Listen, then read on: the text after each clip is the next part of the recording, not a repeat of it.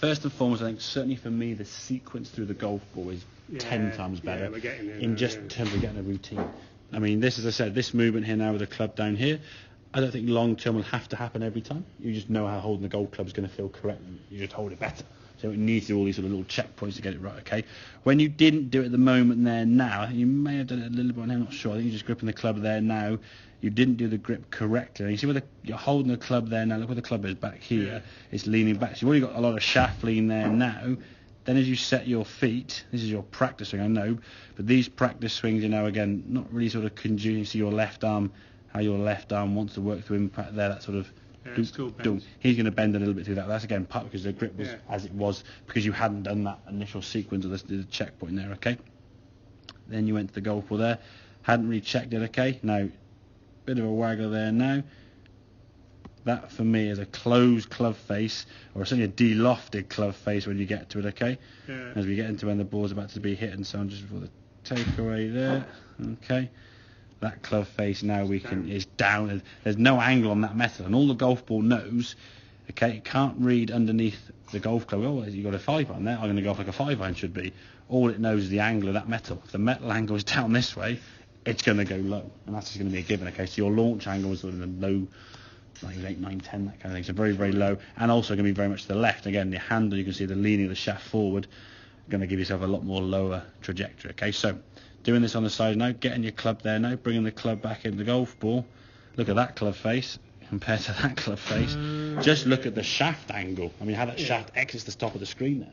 That one there now is exiting the screen kind of a lot more vertically, where that one's tilted forward and the club face is shut. So at least now the club's going, okay, I'm going to give you a 5-iron loft. I'm going to aim you towards target. You can make your swing. It's getting that left arm to hang down there. It's still a little bit on the bent side slightly, but it's not too bad, okay? As we're going back, okay, the left arm's still going to be pulling through here a little bit, obviously. Yeah, exactly, yeah. That's still going to be a little bit there as we get to longer clubs. But what we see in the process, okay, so there's like levels that we go through. So if we think about last time, setup was poor, backswing was not so great, impact was not, okay. 3 of those things there weren't brilliant, results in bad shots, okay. So at the moment now, setup much better, okay. So we tick in a box there, okay. When we do it correctly, sequence better. The takeaway is 50-50, and the impact is kind of not quite there yet. So we get halfway there now, okay. With the practice as you were going through that towards the end there, the setup's still good, the backswing is getting better, and now we're getting a bit of a okay, and then we just get, so it's started gradually, eventually, exactly, you just get the 3 ticks, okay. But if your setup is poor, you can have the best backswing and best takeaway, but it's still going to be a bad shot. Because if your setup is poor, you're aiming incorrectly, or you're setting up for a bad shot incorrectly. So if everything is perfect after that, the ball's going to go where you aimed or where you didn't aim. So that's good. At least your setup's better.